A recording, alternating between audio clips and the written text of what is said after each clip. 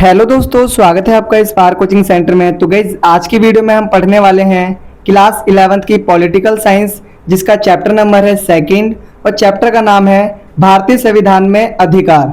तो जो इससे पहले वाला चैप्टर था हमने कंप्लीट करवा दिया है, उसके भी पार्ट 1, पार्ट 2, पार्ट 3 तीनों कंप्लीट हो चुके हैं और प्लेलिस्ट के माध्यम से आप इजीली उन वीडियोस को वॉच कर सकते हैं। और साथ ही साथ आपको यहाँ पर जियोग्राफी, हिस्ट्री, पॉलिटी तो करवाई जा रही है, इंग्लिश, हिंदी, फिजिकल एजुकेशन इत्यादि भी करवाई जाएंगी।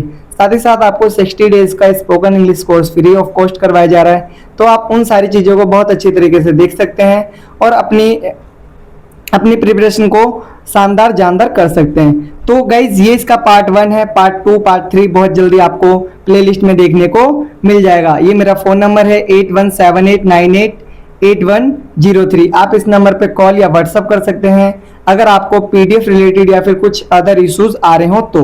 ठीक है गाइज, ये जो सेशन रहेगा 2026 से 27 रहेगा और ये है आपकी बुक फर्स्ट।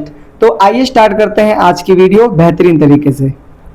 तो गाइज मैं बता दूं कि इन नोट्स को आप पढ़कर बहुत बढ़िया मार्क्स गेन कर सकते हैं, क्योंकि बहुत ऑथेंटिक और बहुत जानदार शानदार तरीके से इनको लिखा गया है। टाइम टेकिंग है थोड़ा सा, लेकिन अगर आप इनको कॉपी में नोट करेंगे, पढ़ेंगे रेगुलर, तो कहीं ना कहीं आप देखेंगे कि जो आपकी पॉलिटी है वो पहले से बहुत ज़्यादा अच्छी हो जाएगी और कहीं ना कहीं आप पॉलिटी में बहुत अच्छा जो नंबर है, मार्क्स है, वो गेन कर पाएंगे। तो आपको दोस्तों करना क्या है, जो क्लासमेट्स हैं, ठीक है, जो किसी कारणवश बच्चे ट्यूशन वगैरह नहीं जा पाते, उनको इन नोट्स को जरूर भेजिए ताकि कहीं ना कहीं वो भी अपनी प्रिपरेशन कर सके। ठीक है, तो देखिए सबसे पहले हम देख लेंगे महत्वपूर्ण जानकारी। तो जितना भी आप किताब में पढ़ेंगे ना चैप्टर 1 में, उसकी जो चैप्टर के बीच बीच की जो लाइनें होती है ना, वो हमने यहाँ पर छाट छाट के लिख दी है, जिससे कहीं ना कहीं जो आपका पूरा चैप्टर है वो आपको समझने में बहुत ज़्यादा ईजी रहेगा। तो देखिए पहला पॉइंट है, भारतीय संविधान में 6 मौलिक अधिकार दिए गए हैं। जो अपना भारतीय संविधान है उसमें आपको टोटल 6 मौलिक अधिकार दिए गए हैं। ठीक है, तो 6 को याद कर लेना, जिसको याद है कमेंट करें। नेक्स्ट है, संविधान के भाग 3 में मौलिक अधिकारों का वर्णन किया गया है।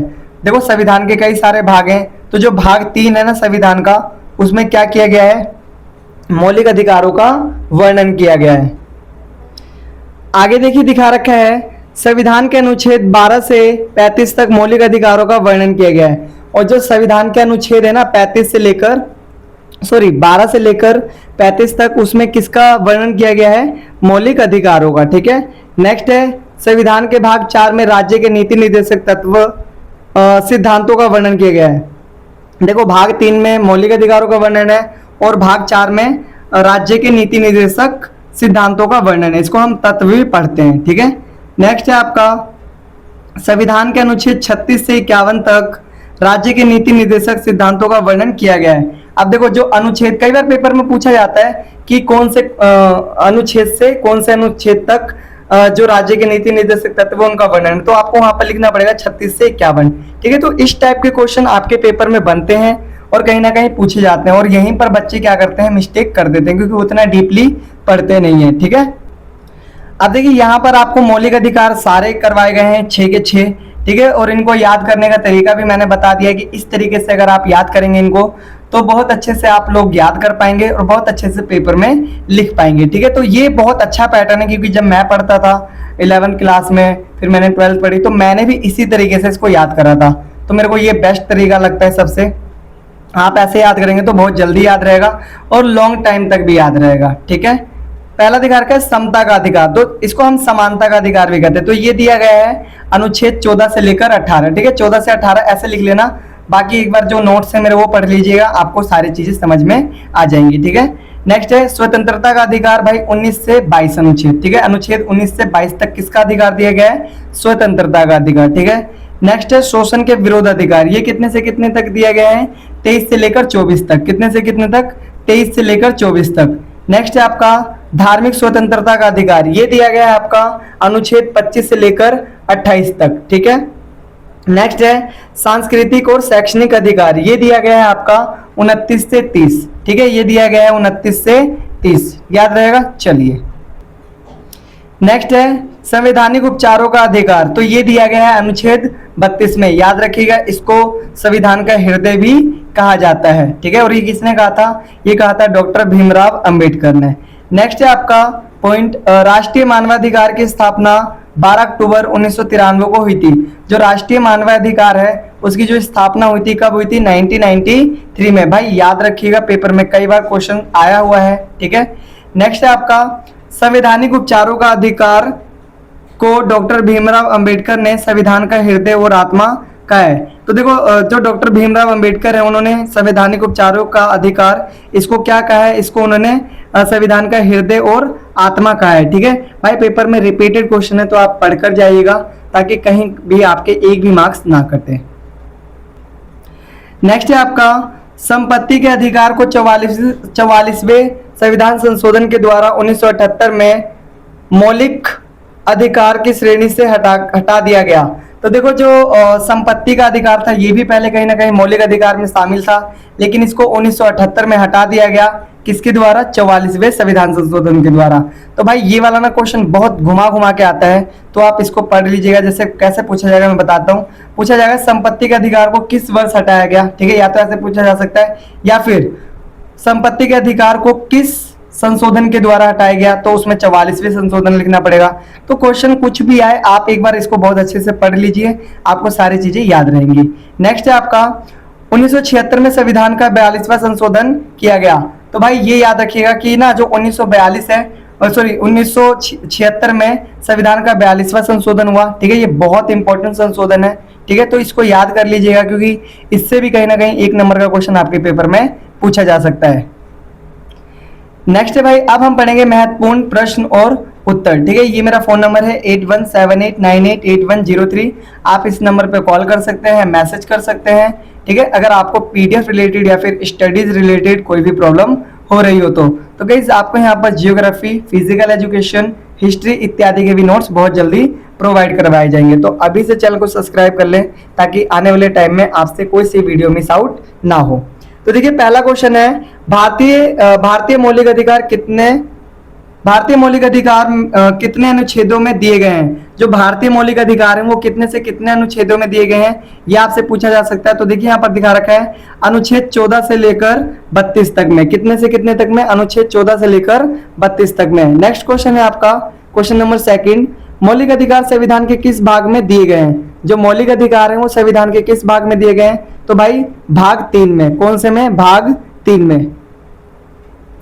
नेक्स्ट है आपका तीसरा, राज्य के नीति निर्देशक तत्व संविधान के किस भाग में दिए गए हैं? तो भाई ये दिए गए हैं भाग 4 में। तो देखो 2 क्वेश्चन है, एक तो आपका है मौलिक अधिकार किस भाग में दिए गए हैं, तो वो दिया गया है आपका भाग 3 में, और राज्य के नीति निर्देशक तत्व किस में दिए गए हैं? भाग 4 में, ठीक है। याद कर लीजिएगा, पेपर में कई बार पूछा जा सकता है। नेक्स्ट है आपका 4th क्वेश्चन, राष्ट्रीय मानवाधिकार की स्थापना कब हुई? तो भाई 1993 में। अभी मैंने पढ़वाया था। देखो यही सब क्वेश्चंस है ना, यही सब क्वेश्चंस आपको टफ लगते हैं क्योंकि आपने एक तो बुक नहीं पढ़ी होती है, दूसरा और ये पेपरों में आ जाते हैं, और ये ऐसे क्वेश्चंस होते हैं जो बच्चे बहुत कम ध्यान देते हैं। तो हमने इन क्वेश्चंस को सबसे पहले लेकर आए हैं ताकि कहीं ना कहीं बच्चे बहुत अच्छा मार्क्स ला सकें, ठीक है। नेक्स्ट है आपका क्वेश्चन नंबर 5, संविधान का हृदय तथा आत्मा किस मौलिक अधिकार को कहा गया है? तो भाई संवैधानिक उपचारों का अधिकार, तो जो छठे वाला अधिकार है ना मौलिक अधिकार, उसको क्या कहा गया है? उसको कहा गया हृदय तथा आत्मा, ठीक है। ये वाला क्वेश्चन देखो, यहाँ पर आपको वही क्वेश्चंस मिलेंगे जिनकी संभावना लगभग 99.9% है। ऐसे क्वेश्चंस नहीं होंगे जो बेफालतू के बस की व्यू के लिए करवाए जा रहे हैं, नो। यहाँ पर आपको करवाया जा रहा है पूरा ऑथेंटिक, एकदम बढ़िया तरीके से, ताकि कहीं ना कहीं जो आपके नंबर हैं वो बहुत बेहतरीन आ सके 11th क्लास में, ठीक है। नेक्स्ट है आपका क्वेश्चन नंबर 6, 44वें संविधान संशोधन किस वर्ष हुआ? तो देखो जो 44वां संविधान संशोधन था वो किस वर्ष हुआ था? तो भाई 1978 में। कब हुआ था? 1978 में, ठीक है। आगे देखिए क्वेश्चन नंबर 7 है, दक्षिण अफ्रीका का संविधान कब लागू हुआ? तो देखते हैं। तो देखिए दिखा रखा है यहाँ पर आंसर, जो दक्षिण अफ्रीका का संविधान है वो 1996 में लागू हुआ था, ठीक है।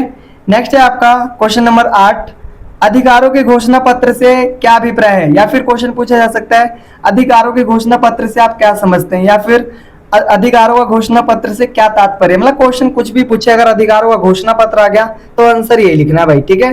तो देखिए आंसर, संविधान द्वारा प्रदान किए गए और संरक्षित अधिकारों की सूची को अधिकारों का घोषणा पत्र कहा जाता है। तो देखो बहुत सिंपल लैंग्वेज में लिखा हुआ है कि जिन अधिकारों को संविधान प्रदान करता है, ठीक है, और संविधान उसकी क्या लेता है, गारंटी लेता है सुरक्षा की, ठीक है, तो उसको क्या कहते हैं हम, अधिकारों का घोषणा पत्र। याद रहेगा। चलिए नेक्स्ट है आपका नौवां क्वेश्चन, संपत्ति का अधिकार कैसा अधिकार है। तो भाई जो संपत्ति का अधिकार है वो कैसा अधिकार है, तो भाई संपत्ति का अधिकार एक कानूनी अधिकार है। कैसा अधिकार है, कानूनी अधिकार है, ठीक है। नेक्स्ट क्वेश्चन आपका 10वां, संविधान का कौन सा अनुच्छेद अंतरराष्ट्रीय शांति व सुरक्षा से संबंधित है।